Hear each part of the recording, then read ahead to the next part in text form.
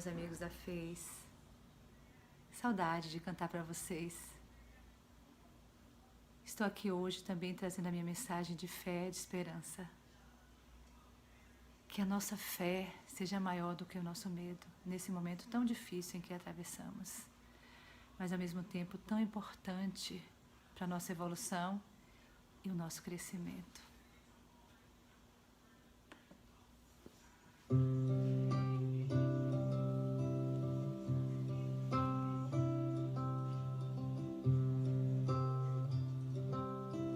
Deus está aqui nesse momento.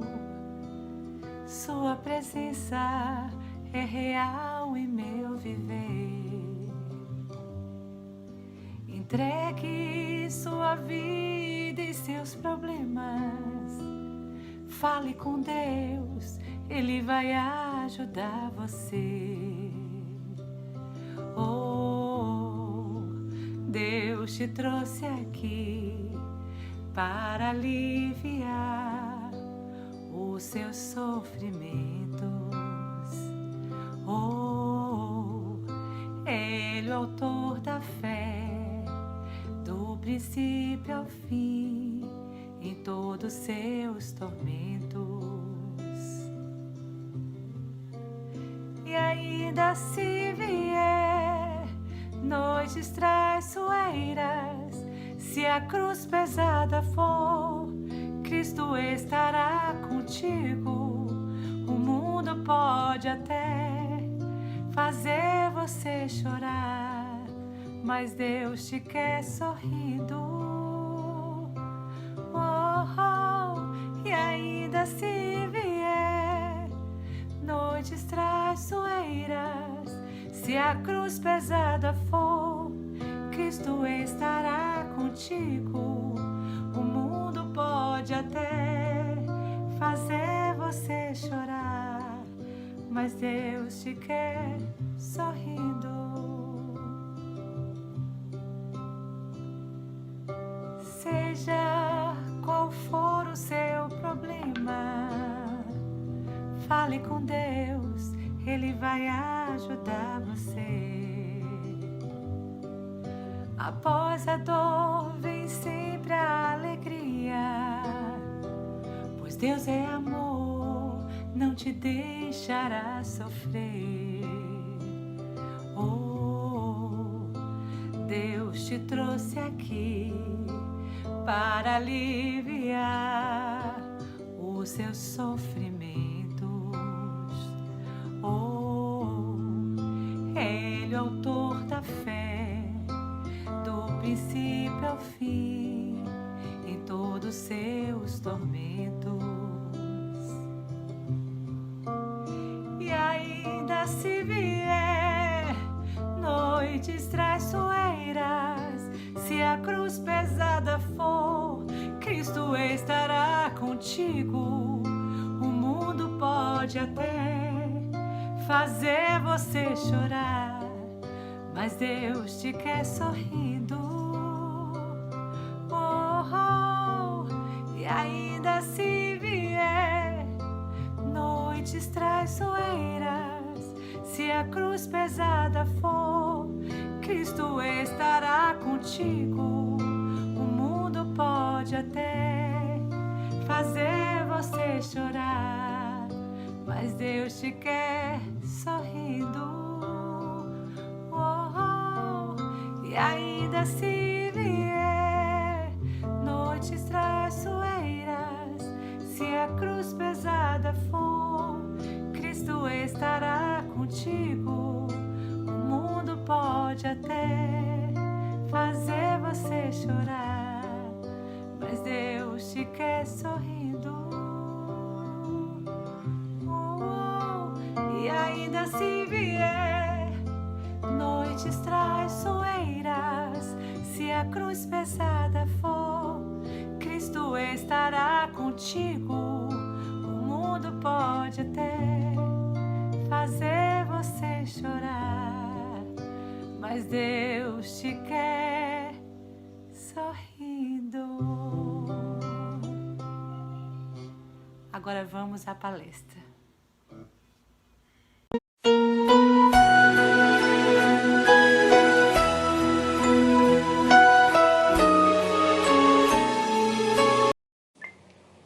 amigos, mais uma vez estamos juntos aqui na nossa sala virtual, né, da Fraternidade Espírita Irmã Sheila. Muito bom estar mais uma vez com vocês, colaborando com essa iniciativa da FES, manter as palestras, né, as doutrinárias, normalmente, porém, agora no ambiente virtual, né, enquanto a gente está nesse período de quarentena. Então, que a gente possa aproveitar essa oportunidade, mais uma vez, de acompanhar as palestras, acompanhar o tratamento, mantendo tudo acontecendo como se fosse exatamente da FES.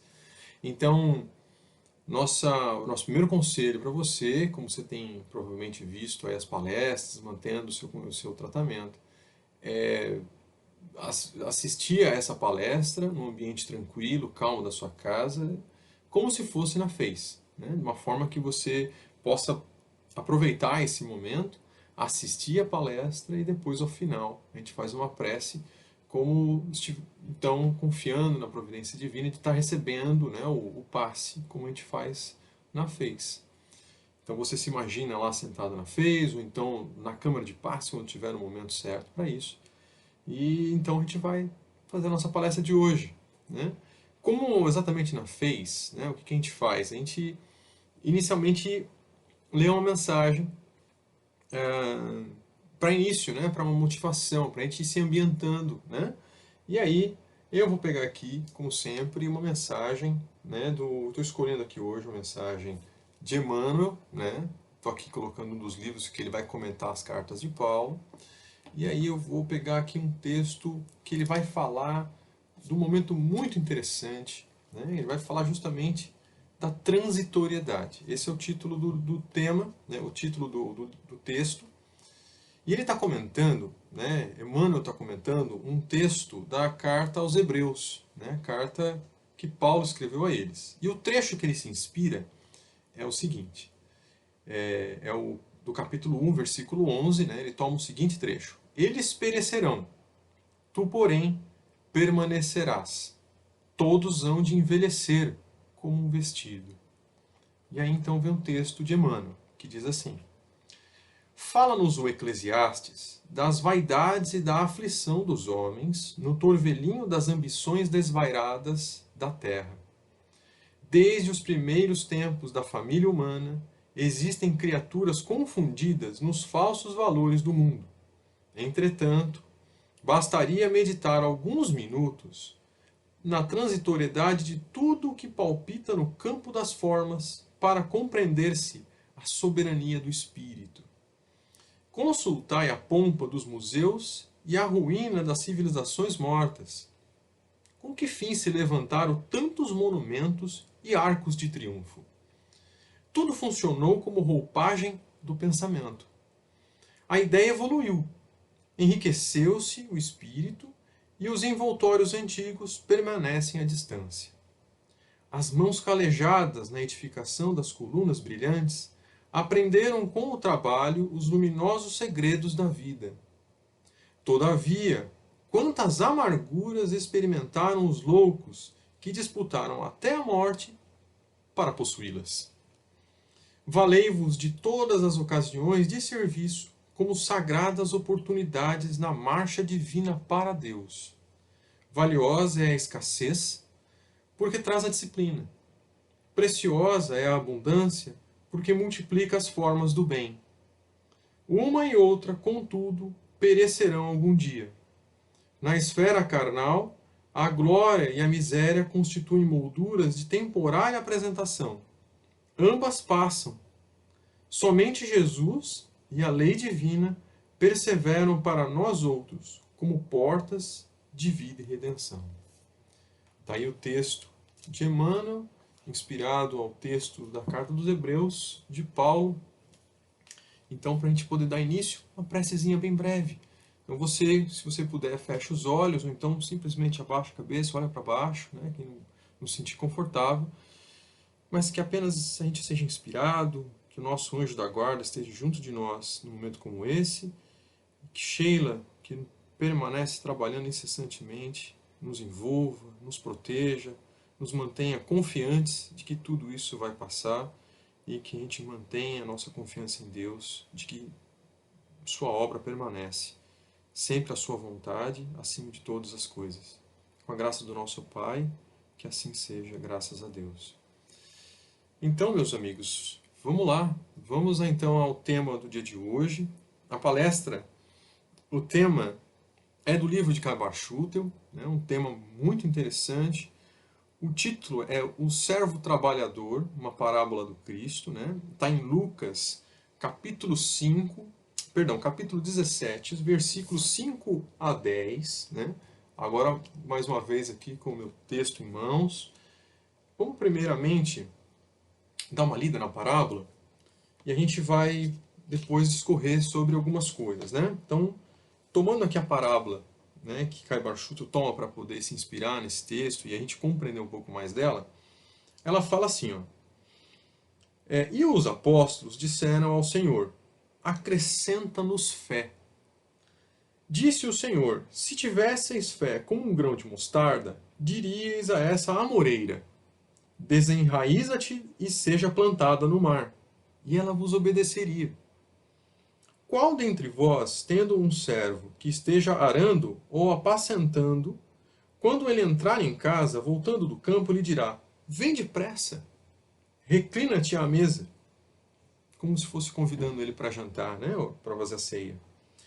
Em vez disso, não lhe dirá, prepara algo para eu ceiar, e cingindo-te, serve-me, até que eu coma e beba, depois destas coisas, tu comerás e beberás. Acaso terá gratidão ao servo, porque fez as coisas ordenadas? Assim também vós, quando fizerdes tudo quanto vos foi ordenado, dizei, somos servos inúteis.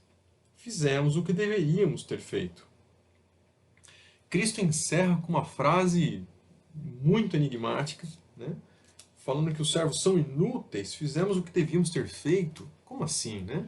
O que o Cristo está querendo dizer com isso? A gente vai estudar um pouquinho para entender. Então essa é a motivação da palestra de hoje, para a gente poder falar um pouquinho sobre, primeiramente, né? Cristo falava sobre parábolas. Ele escolheu esse modelo de comunicação, né, para transmitir os seus ensinamentos. E é um modelo de comunicação que não é fácil.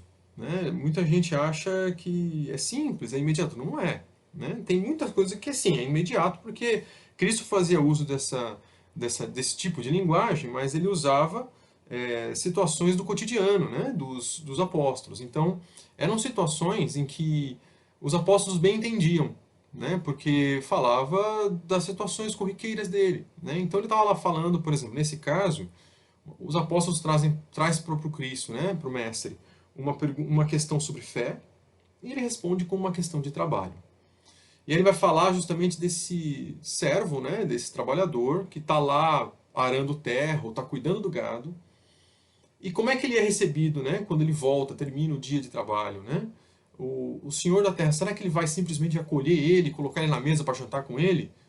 Ele desafia os apóstolos a pensarem, né? Na verdade não, ele vai falar para ele ir lá, cozinhar primeiro, para então, né, ele se preparar, servir ao dono das terras, ao patrão, né, ao chefe, para depois então ele comer. E aí Cristo conclui com essa frase enigmática, somos servos inúteis, né? Fizemos o que devíamos ter feito. Bom, tá aí o desafio para a gente poder falar hoje. Né? Então, a primeira coisa que eu gostaria de lembrar é isso. Afinal, por que Cristo escolheu esses discípulos? Né? Na FEIS a gente tem os cursos, e muitas vezes essa questão aparece. Né? Cristo poderia, por exemplo, ter escolhido anjos para vir com ele. Né? Ele preferiu não, ele vir o governador do orbe, né? Da terra, vir à terra, encarnou-se, e então ele escolhe alguns discípulos, né? Algumas pessoas comuns, né? Simão Pedro, por exemplo, pescador, o cobrador de impostos, Mateus, e todos os outros, né? Cada um com suas atividades ali, né? Muito semelhantes às nossas. Né? Então, isso nos dá um indício de que Cristo escolheu não à toa os discípulos nesse formato, para ajudar, e justamente nós, como somos os receptores dessas informações, nós somos então os objetos de receber esses ensinamentos e colher os frutos disso. Né?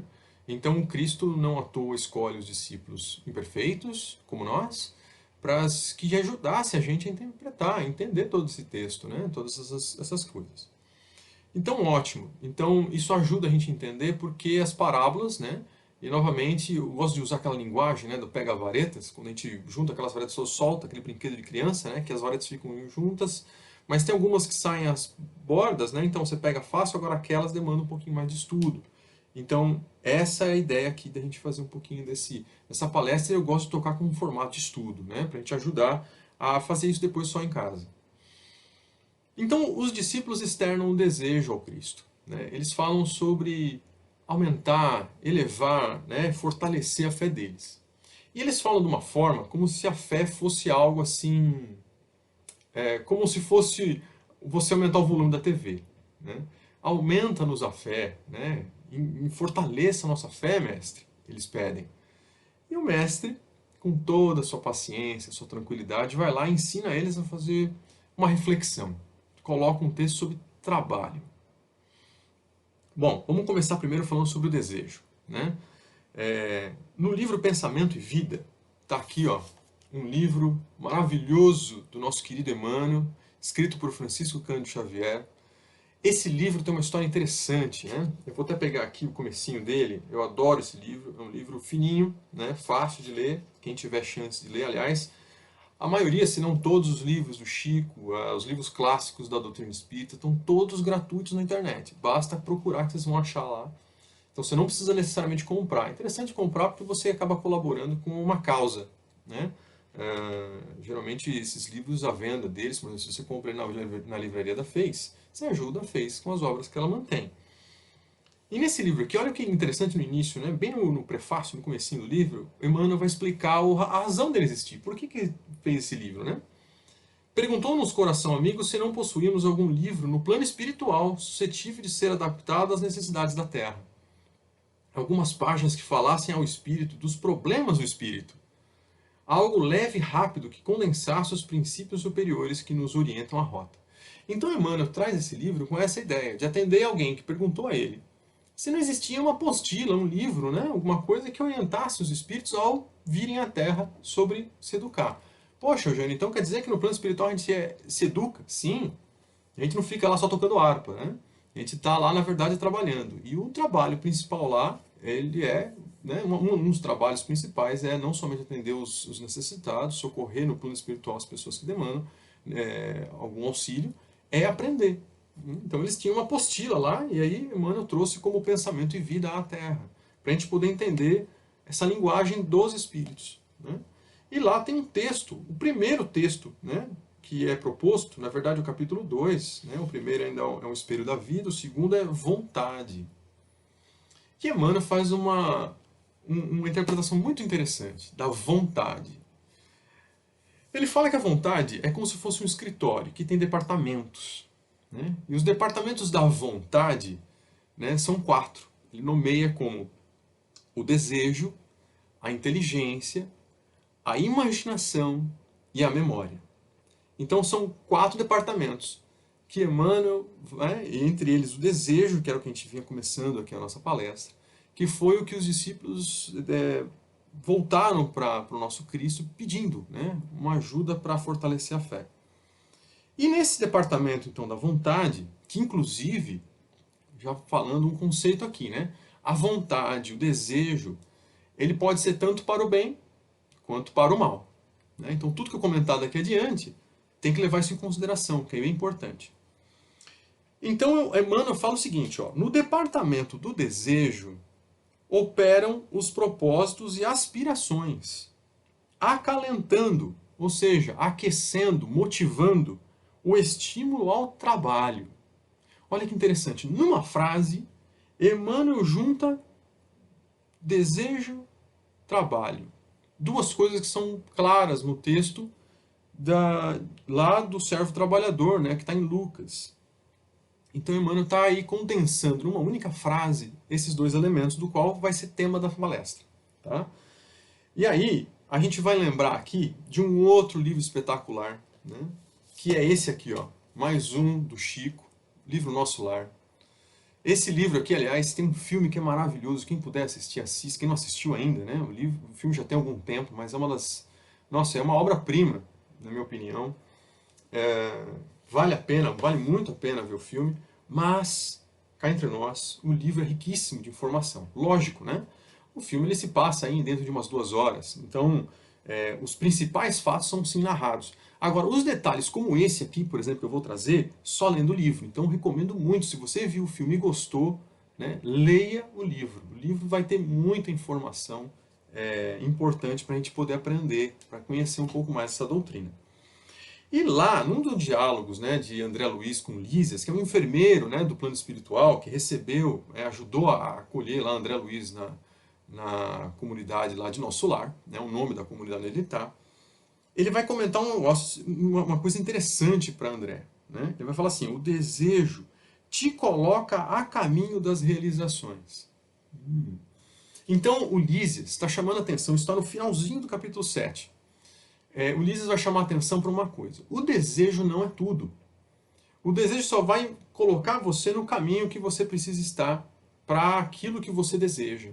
Né? Então, você colocar a tua vontade na direção do qual você tem interesse, lembra que eu falei, tanto para o bem quanto para o mal? Porque o próprio Lísias vai usar esse exemplo para André Luiz. Vai chamar a atenção dele para aquilo que aconteceu quando ele estava lá, né? Naquilo que ele passou 8 anos no umbral, né? Depois que ele desencarnou, ele ficou 8 anos recluso nesse ambiente ruim, triste, né? E ele, o que ele tinha de pensamento ali? Quais eram os desejos dele? Né? O que ele estava ali trabalhando? Angústia, melancolia, solidão, uma série de coisas tristes. Né? E ele só cultivava isso no umbral. Ele tinha muita incompreensão sobre o que estava acontecendo. Ele não tinha, né, nenhum trabalho assim voltado para a espiritualidade. Ele era uma pessoa bastante materialista. Né? Inclusive também tive situações nos cursos da FES que me perguntaram, mas poxa, mas por que André Luiz? Né? Eu acho que está aí um excelente exemplo, assim como os discípulos. É um irmão nosso, em muita dificuldade, que nos ajudou a entender muito do mecanismo da espiritualidade. Através da história de André Luiz, que não é uma história fácil, né, e no sentido das escolhas que ele fez, que não se diferenciam muito das nossas, os abusos que ele fez do corpo físico, levou ele a essa situação triste. Né? Mas num dado momento, André Luiz eleva o pensamento e começa a pedir ajuda. Ele começa a sentir assim uma coisa interessante. Ele fala, poxa, deve haver algum Deus. Deve haver alguém que controla tudo isso aqui. Então ele começa a admitir já uma coisa que talvez nós que estamos ouvindo aqui essa palestra tenha um pouco mais fortalecido, que é a existência de um Deus único. E André era materialista, como eu falei, ele não se preocupava com essas questões enquanto esteve na Terra. Então ele passa a admitir essa possibilidade. Né? E aí é quando as coisas começam a mudar para ele. Né? Quando ele começa a enxergar espíritos de luz em volta dele, que eram justamente Clarencio e Lísias, que foram lá resgatar ele no umbral. E aí ele é levado para dentro da comunidade, né, de Nosso Lar, e aí começa então o seu tratamento num hospital espiritual. Né? Então é uma história belíssima, que vale muito a pena ler. E Lísias vai trazer muitos dos conhecimentos que a doutrina espírita explora, né? Através dessa história de André Luiz. Lógico, esse é o primeiro livro de uma série enorme, mostra toda a evolução de André Luiz, tudo que ele foi ganhando de conhecimento, o quanto o conhecimento da Terra não ajudou muito ele lá, ele era médico, né? Então isso ficou claro para ele, isso era muito relativo, aquilo que ele tentava colocar para o espírito não necessariamente funcionava, né? Porque o conhecimento dele era o conhecimento da Terra. E aí ele percebe que ele tinha que se dedicar a uma causa, né, de aprendizado, de conhecimento, dedicar-se ao trabalho. Né? E aí está aí o início. Né? Então o desejo te coloca a caminho das realizações. Palavras do Lísias. Muito bem. Uma outra coisa que é interessante a gente falar é a forma como os discípulos colocam para o Cristo, né, a ideia, aumenta-nos a fé. Será que a fé é algo assim externo, que dá para alguém chegar para nós e aumentar, né? Como eu falei no início, um controle remoto assim da TV, que você vai lá, aperta, aumenta o volume, vou aumentar minha fé também. E aí o Cristo, como eu falei, aquela sabedoria toda trouxe uma parábola sobre o trabalho. Jesus traz a ideia, né? Primeiro ele vai citar a mostarda, né? E aí a primeira reflexão importante fazer é que a fé ela é tão concreta quanto um grão de mostarda, né? Apesar de não ser um elemento que você consiga crescer, assim como nós não conseguiríamos crescer, né? Por nós mesmos, um grão de mostarda, a fé também não, né? Então, para crescer a fé tem que haver alguma coisa. Da mesma forma que uma semente, que ela tem que ser plantada, cultivada, né? Tem que haver esse trabalho da terra, né? De ser regada, até então que comece a florescer, né? Essa semente. Então, a mesma coisa acontece com a fé. Então, novamente, o Cristo vai usar a figura da mostarda como um excelente elemento para que os discípulos pudessem entender o que ele está querendo dizer, né? E depois ele vai falar de trabalho, né? Então, assim, no livro de Kardec, livro dos Espíritos, na terceira parte do livro, você vai encontrar as leis morais, né? Todas as leis, tem várias leis. Tem 3 delas que são bem interessantes, né? Eu vou pegar uma, a lei do trabalho, que é fundamento aqui do nosso estudo, né? Da nossa doutrinária, da nossa preleção.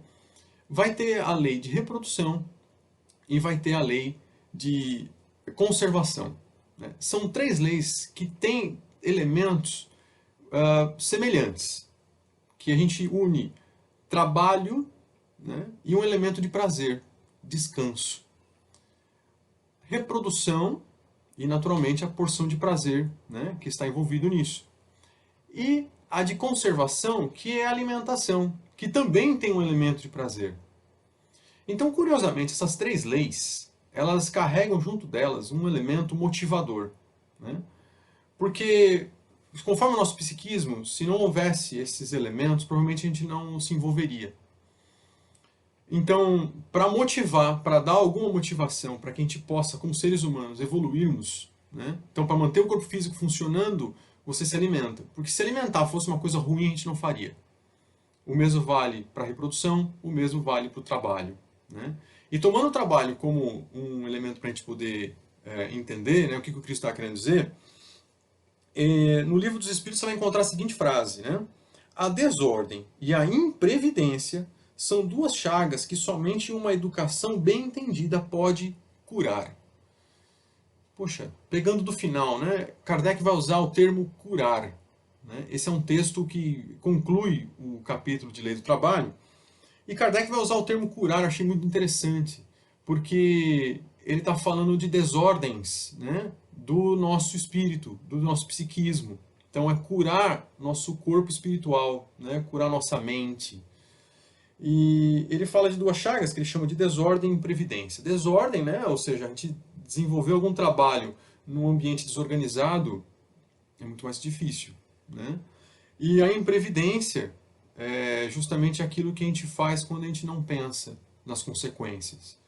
Quantas vezes, quem nunca, né, entre nós aqui, talvez não tenha tomado alguma atitude, falado algo ruim, que depois tenha se arrependido, né, que tenha feito algo ali. Você pode ter criado uma reputação de 20 anos, mas às vezes em minutos você põe tudo a perder. Numa fala ou numa atitude, num movimento que seja. Então a gente tem que pensar muito nisso, que é importante que uma educação bem entendida, como é colocado aqui por Kardec, a gente possa se organizar melhor e ser mais previdentes. Que a gente possa refletir mais sobre aquilo que a gente faz, sobre as circunstâncias que se surgem, né, que nos são colocadas. Que a gente pense um pouco mais sobre o que vai acontecer, né, o que vai refletir aquilo na nossa existência, ou refletir para as pessoas que estão à nossa volta, para quem está vivendo conosco, né, quem está colaborando junto conosco numa caminhada como essa que estamos vivendo, né? Quer um exemplo melhor? Vamos pensar na pandemia que nós estamos vivendo, né, do coronavírus, do Covid-19. O isolamento não é algo desejado, mas necessário, né? Então, assim, que a gente mantenha a fé e a esperança de que tudo isso vai se resolver e que nossa melhor colaboração nesse momento é justamente nos mantermos reclusos, né? Para que haja aquele achatamento da curva, né? Para que o nível de contágio não cresça muito. Imagina, a gente vai ter um problema dramático nos hospitais, de tal forma que a gente não vai conseguir atender a todo mundo, e será muito triste para um médico ter que tomar uma decisão do tipo, quem que eu vou atender primeiro? Ele vai ter que usar critérios para isso, né? Ou seja, idade, condição de saúde. É muito triste. Imagino que deve ser muito triste para um médico ter que tomar uma decisão dessa. Então, a forma da gente evitar que isso aconteça e que possa, infelizmente isso é possível de acontecer, se a gente não for previdente, né?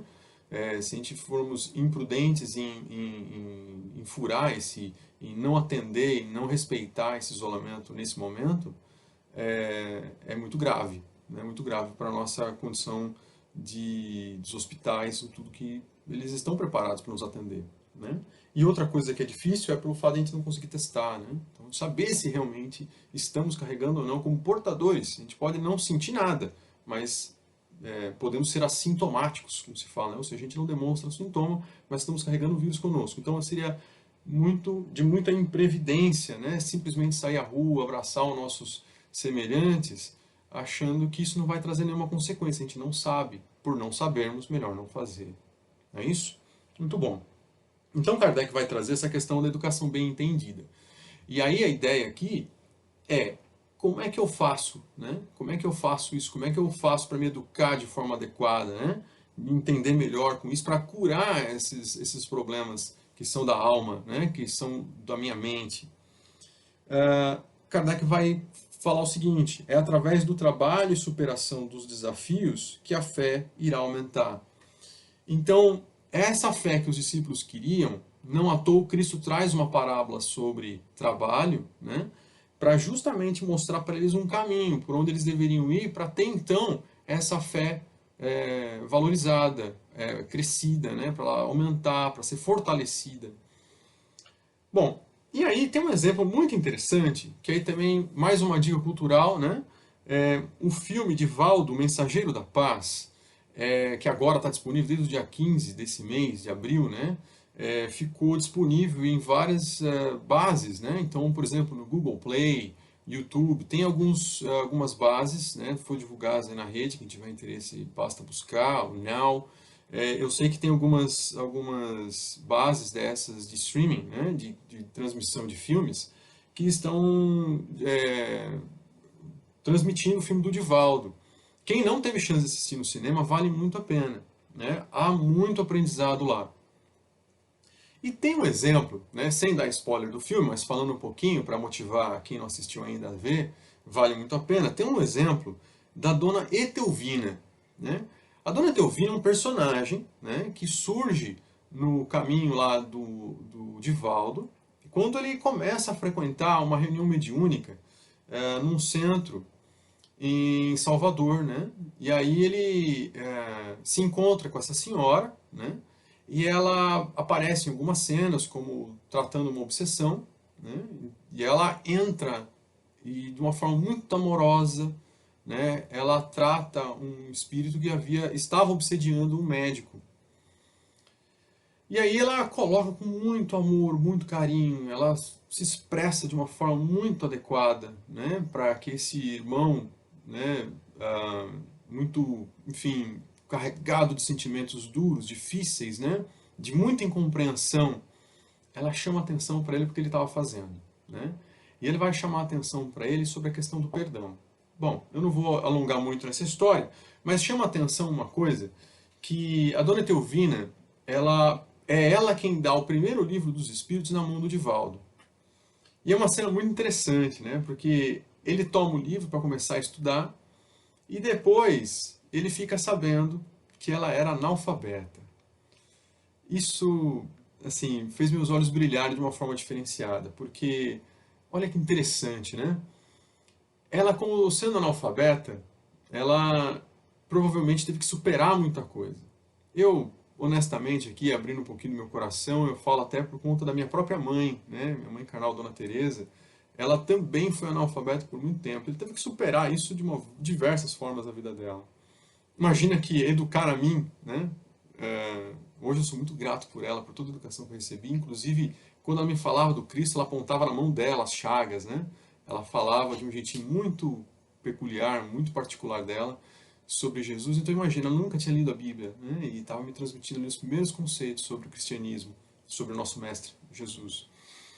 E a Dona Etelvina, da mesma forma, provavelmente sem muito estudo e muito mais acompanhando o que os outros falavam, né, através de palestras, através de preleções, através da prática de muita gente, ela foi ganhando conhecimento e colocando muito amor em cima disso tudo. Então ela é um tremendo exemplo no filme de um amor assim, nossa, muito grande. Muito, muito interessante, muito bonita essa parte do filme. Por isso que eu acho que vale muito a pena assistir, né? E aí chamando atenção para essa porção, porque ela demonstra uma superação, né? Talvez por ter, e aí talvez muitas pessoas que estão me assistindo vão sentir isso também, eu senti de uma forma diferenciada porque minha mãe passou por isso, né? Ela se alfabetizou no fim da vida dela, né? Ela já é desencarnada.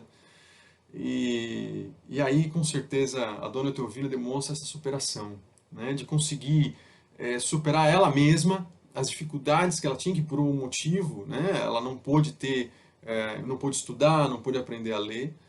E ela, enfim, como eu falei, é um baita de um exemplo.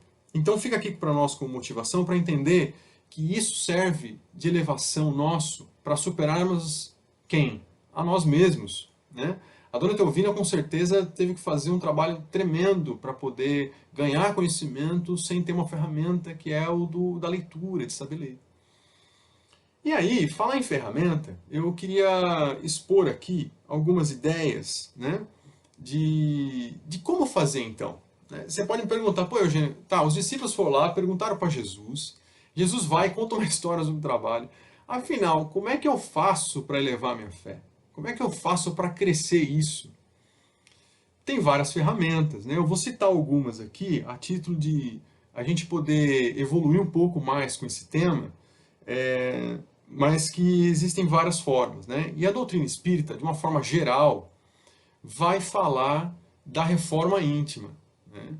E o que é a reforma íntima? Bom, tem vários livros que vão tratar disso, né? Tem um livro bem interessante, Reforma Íntima Sem Martírio, né? Tem procurar pela internet, vai com certeza encontrá-lo. Tem vários outros livros que vão abordar o tema, tá? Então você pode sim fazer uso disso. E aí, vamos começar aqui. Eu elegi alguns casos, né, alguns elementos, eu quero passar cada um aqui com vocês. Então, o primeiro deles seria aprender coisas novas. Então, como é que eu faço isso? Bom, como eu falei, né, assistir uma palestra é importante, não tenha dúvida. Você que está assistindo a palestra já é um caminho, né, já ter o desejo, lembra que eu falei no início? Ter a vontade direcionada para aprender coisas novas já é excelente. Aí depois você vai ter que agir nesse sentido, né? E esse agir é não somente ficar nas palestras. Você pode também buscar nos livros, que é onde você vai ter mais detalhes. Você pode buscar outros elementos que não somente dentro da doutrina espírita, mas livros outros, né, de filosofia, de ciência, aí dependendo do caso de cada um, o que fazer você ir de encontro a esse conhecimento, né? Então, como Kardec colocou lá na Lei do Trabalho, uma educação bem entendida, né? Ou seja, buscar fontes dessa informação, fontes interessantes, importantes, né? Fontes sérias, para que você possa se desenvolver, né? Dentro desses conhecimentos. Então, aprender coisas novas. Eu me lembro aqui, não tenho como esquecer, de uma fala de Einstein. Aliás, duas, né? Duas atribuídas a ele. Ele fala o seguinte, que uma mente que se expande, né, no sentido de ganhar conhecimento, de explorar conhecimento, explorar coisas novas, ela nunca volta ao seu tamanho normal. O que Einstein estava querendo dizer? Né? Que ao momento que você aprende algo novo, você não volta mais. Você aprendeu, aquilo é teu agora. Né? Faz parte de você. Se você depois vai pôr em prática é outra história, mas a mente ela se expande nesse sentido. E outra coisa que ele fala, também atribuída a ele fala que se a gente quer atitudes, se a gente quer situações novas, a gente tem que ter atitudes novas. As mesmas atitudes vão nos levar aos mesmos resultados. Então isso é uma parte bem legal de Einstein, a gente entender que parece que tem que ter um movimento aí, né? Eu tenho que não somente ter o desejo, mas eu tenho que me direcionar, tenho que me movimentar para a causa que eu estou interessado. Então começa com o aprendizado, né? Eu estar interessado em aprender coisas novas. Depois vem aqui cultivar bons pensamentos.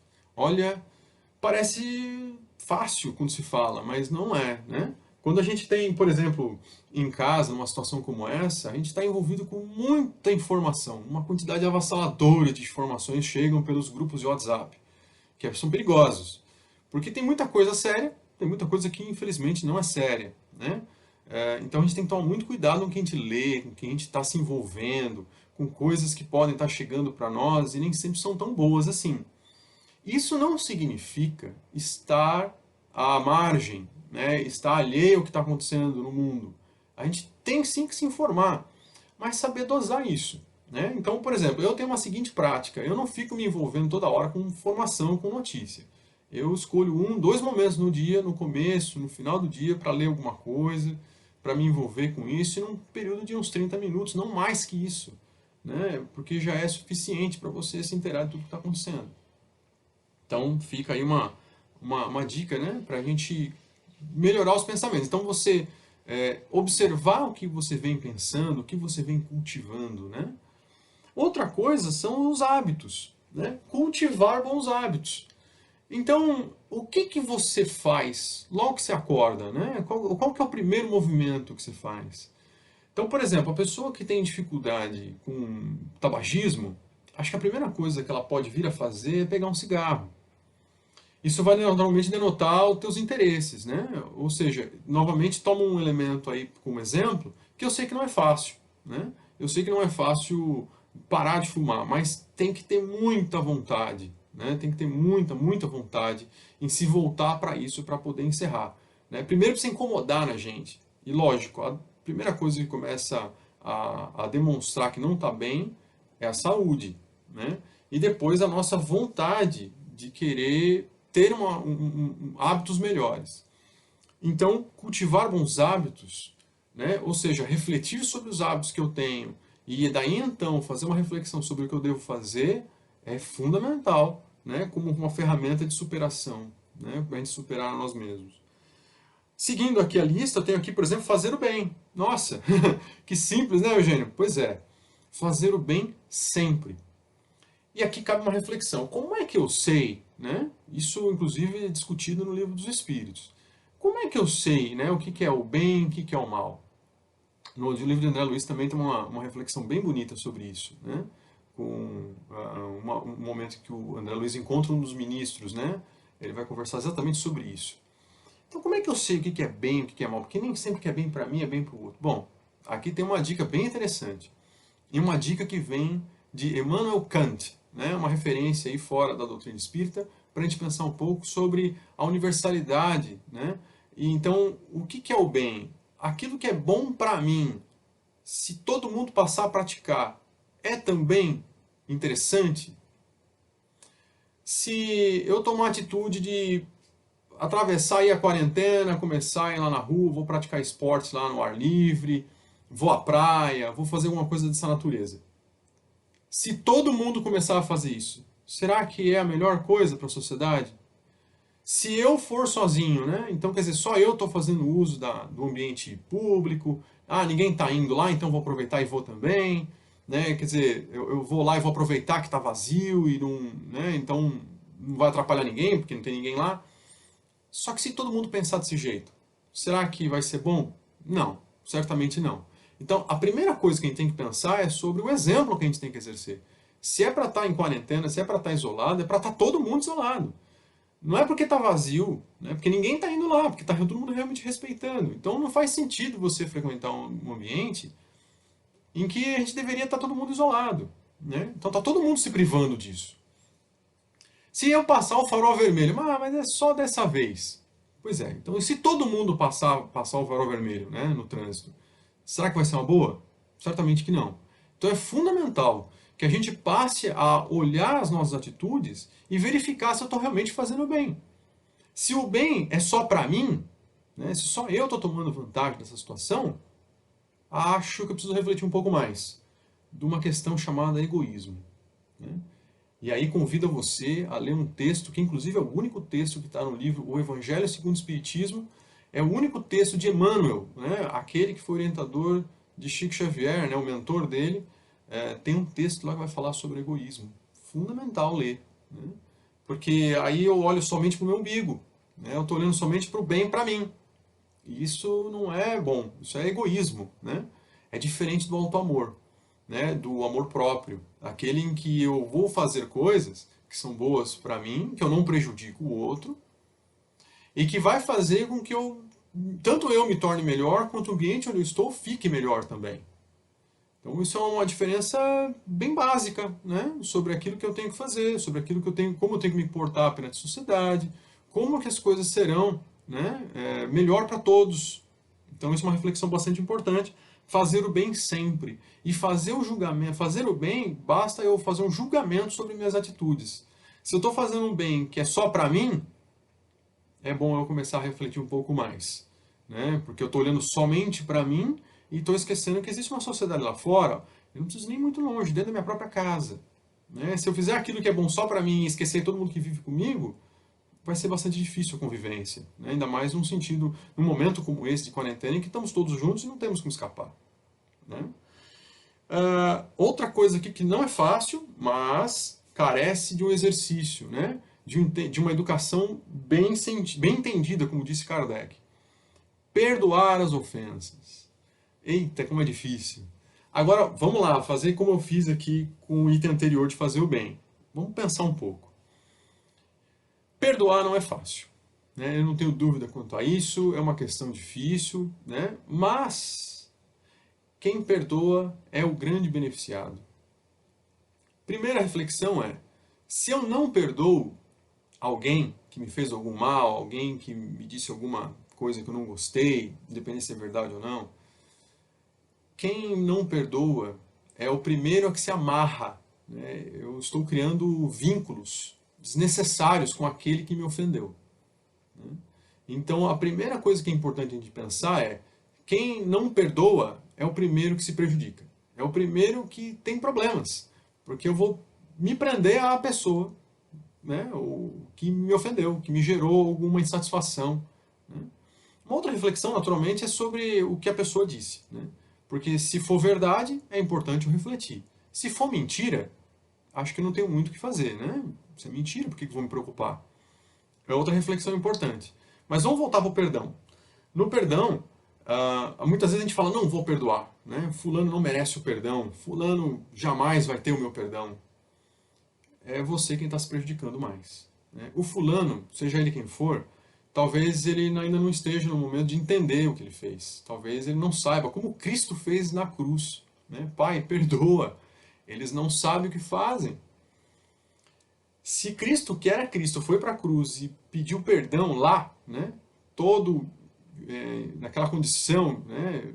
Triste, extremamente triste, a gente acabou de passar pela Páscoa, relembrou esse momento, e Cristo teve condições de levantar o pensamento e falar, ó, Pai, perdoa que eles não sabem o que eles fazem, né? Você acha que se fôssemos nós no lugar do Cristo, provavelmente estariam reclamando 2000 anos depois até agora, né? Reclamando ainda que a gente tinha sido colocado na cruz de forma injusta, porque Cristo foi acusado de uma forma totalmente injusta, um julgamento completamente errado. Mas, novamente, o que importa é que a gente possa se livrar desses sentimentos tristes e ruins, independente do que tenha acontecido, mas que a gente possa abrir portas boas, né, coerentes, e ir dentro delas, de coisas necessárias e boas para nós. E não estar presos em situações em que a gente fala, não vou perdoar fulano porque ele não merece. Tomem cuidado com isso, porque somos nós que estamos determinando o caminho da nossa encarnação. Se eu determino para mim que eu não vou perdoar fulano, eu vou ter que conviver com ele. Necessariamente, eu vou lembrar o tempo todo daquilo, vou ficar remoendo aquela situação. No momento que eu consigo perdoar, eu começo a me livrar disso. E tá aí uma outra questão interessante, porque quando você olha a oração dominical, o famoso Pai Nosso, o que está escrito lá? Tem uma frase interessante lá no meio que vai falar de perdão, né? Perdoa à medida em que perdoamos as nossas ofensas, né? Ou seja, eu vou ser perdoado na medida que eu perdoar o outro. A medida é a mesma. Quem não se perdoa tem muita dificuldade de perdoar o outro. Olha uma reflexão importante. Se você quiser entender um pouco mais disso, mais uma referência. O Evangelho segundo o Espiritismo, lá na coletânea de preces, a primeira prece que aparece é justamente essa. E aí a proposta da espiritualidade é ler frase por frase né, do Pai Nosso. E entendendo a razão de Cristo ter oferecido ela para nós, porque tem um fundamento em cada frase. E aí essa é bem interessante para a gente entender por que o perdão, por que eu perdoo 70 vezes, 7 vezes. Não é porque eu sou inocente ou bobo, né? É porque é fundamental para mim. Tem gente que acha que perdoar é eu estou me rebaixando, ou estou simplesmente ignorando o fato. Não. Perdoar não é ser conivente com a ação. Perdoar é um elemento de sabedoria, de tal forma que você se coloca livre da condição e da situação em que você se encontra. Você não precisa se amarrar a quem te fez algum mal, de forma alguma. Você tem sim, e merece isso, caminhar de forma livre para o seu aprimoramento pessoal, independente dos outros. Porque a cada um cabe essa reflexão, né? Conforme diz no livro O Céu e o Inferno, a cada um conforme as suas obras. Então, eu tenho que me preocupar com aquilo que eu faço, né? Aquilo que eu tenho cultivado para mim mesmo. Então, o perdão está aqui uma das coisas, um dos elementos que a gente tem que pensar a respeito. E de tudo isso que eu falei, eu vou citar de novo aqui, ó, aprender coisas novas, cultivar bons pensamentos, cultivar bons hábitos, fazer o bem sempre, independente das circunstâncias, e perdoar as ofensas. Tudo isso eu sei que não é simples, mas que se necessário for, que a gente vá buscar a ajuda de um profissional, de alguém que vai nos orientar a fazer isso. Então, um psicólogo, um psicanalista, talvez até um psiquiatra, a depender das situações, é fundamental, né?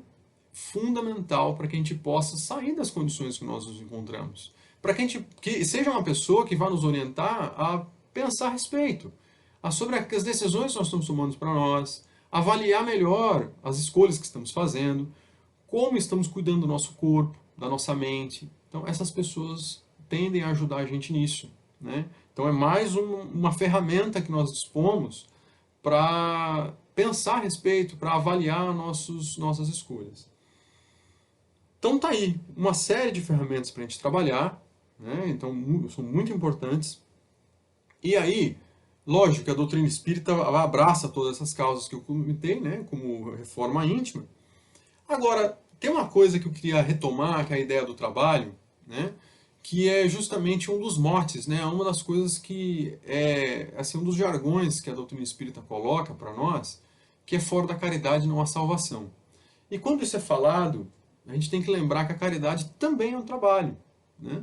É o grande trabalho, né? É um grande trabalho. E a caridade, nesse sentido mais amplo, que eu sempre falo, né?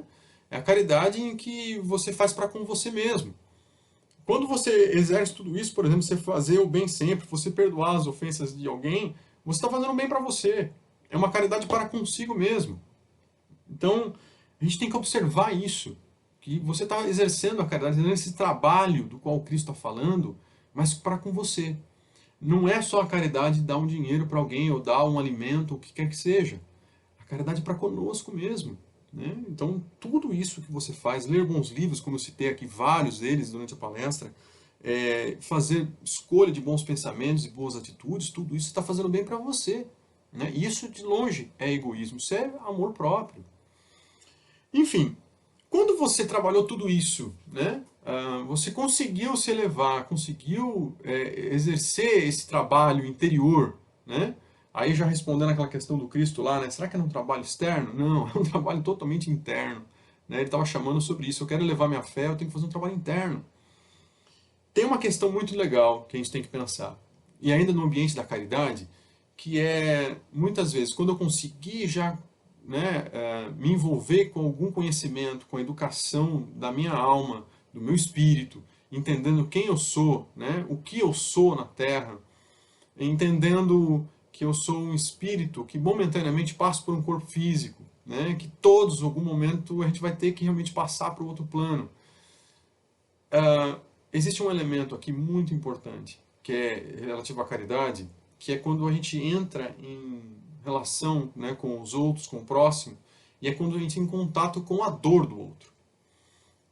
Então, por exemplo, na FEIS, a gente tem grupos de trabalho que vão atender, por exemplo, o grão. Né? Bem conhecido, quem vai lá, vocês vão lembrar, né, naquela caixa de doação que fica lá na frente do salão, do grande salão, que está escrito grão lá, né, para a gente deixar as doações lá. Aquela tabela, lista de alimentos que às vezes faltam, né, a gente arrecada esses alimentos. Nós temos, por exemplo, o grupo da sopa, o grupo do mingau, né? São grupos que vão entregar um alimento na rua, para as pessoas em condição de rua, né? Em condição que não tem uma moradia, não tem o que comer.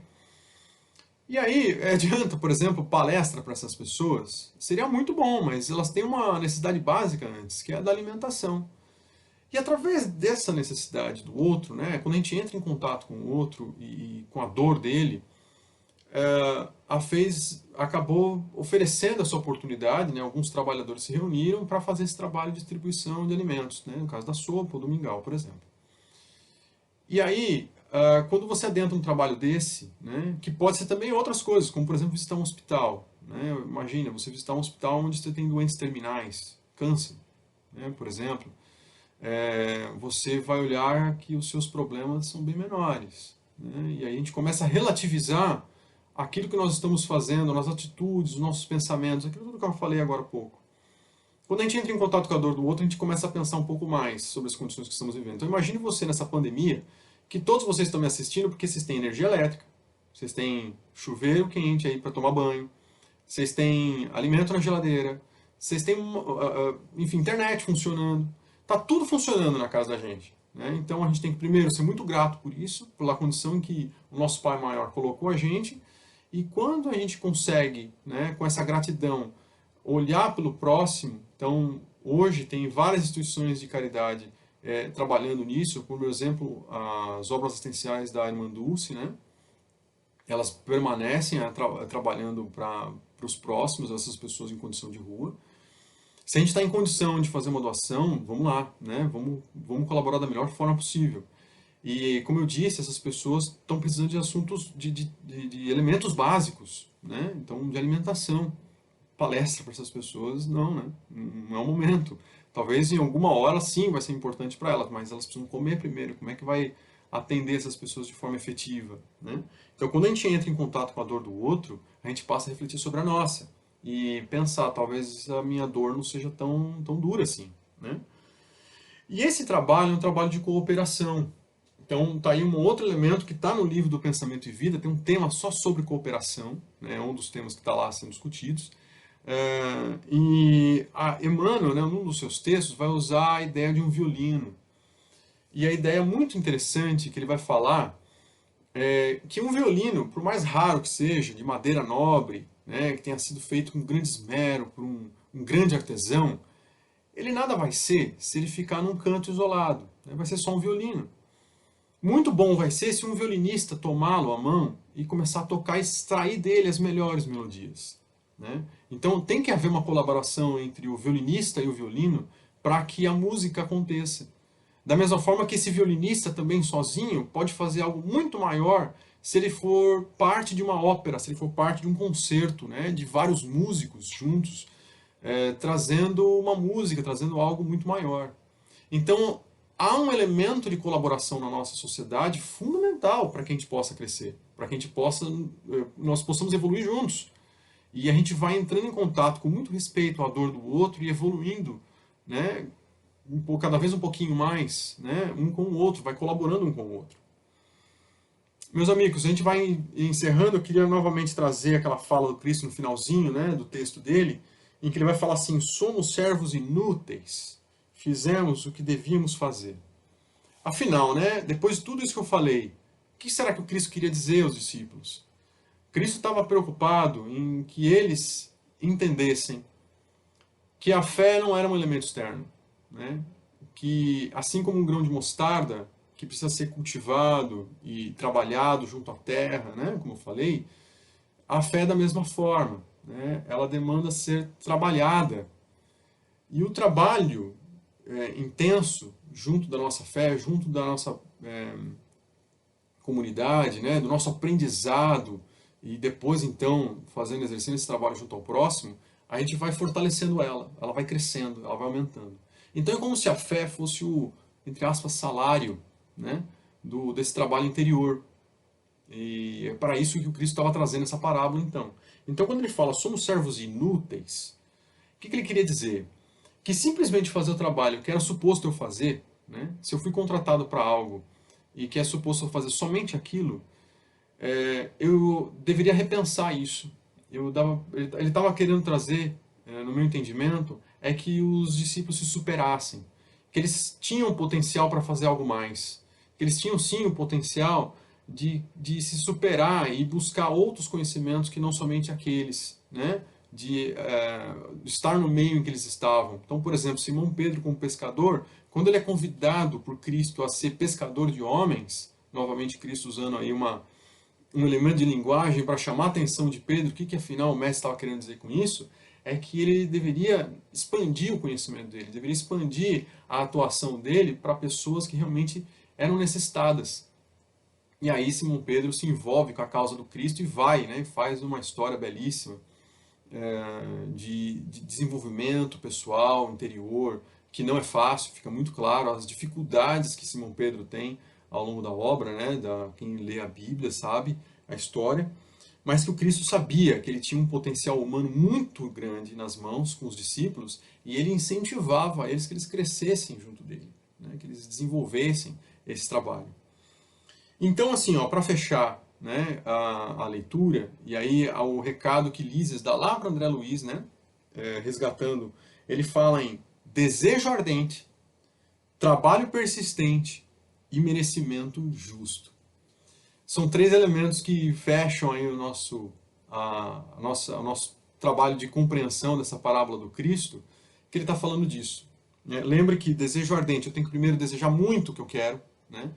Pedir e obtereis. O Cristo falou isso várias vezes, isso não é promessa de amigo, né? É lei divina. A gente pede, a gente recebe. Pode demorar um pouco, pode talvez não acontecer no tempo que a gente espera, mas acontece. A gente tem que ter fé e confiar que o Pai atende a todos nós. Trabalho persistente, né? Não adianta eu abandonar a semente em qualquer canto. Eu tenho que plantar, regar, cultivar, tratar a terra e com certeza em um dado momento, o momento que for devido, essa semente vai florescer. Né? E o merecimento justo. Se eu plantei amor, certamente eu vou colher amor.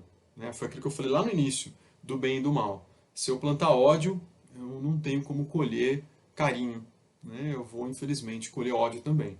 Então a gente tem que prestar atenção naquilo que a gente está plantando, naquilo que eu estou pedindo ao Pai. Né? Que eu estou exercendo esse trabalho que eu tenho de comunicação com esse nosso Pai Divino, o que eu tenho que falar para Ele? Como eu tenho que me colocar perante Ele? Como que eu vou pedir, né, o que eu quero? Que a gente possa então fazer essa reflexão agora na nossa prece, para encerramento, e que você possa trabalhar tudo isso que eu falei. Né? Ter uma oportunidade de ter algumas ferramentas em mãos, e quem sabe a gente possa estar melhor no próximo encontro, né, com reflexões melhores. Então, o meu desejo de muita paz, muita tranquilidade e que a gente possa passar por esse instante de pandemia da melhor forma possível.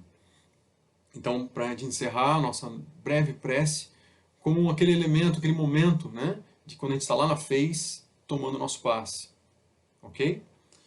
Então, a espiritualidade que nos acompanha, Sheila, nossa querida irmã, nosso agradecimento imenso pela oportunidade de estarmos juntos, mais uma vez, pela chance de estudar mais um pouquinho sobre essa maravilhosa doutrina que nos é proposta, a doutrina espírita, que tanto esclarece, tanto nos motiva a melhorarmos nós mesmos.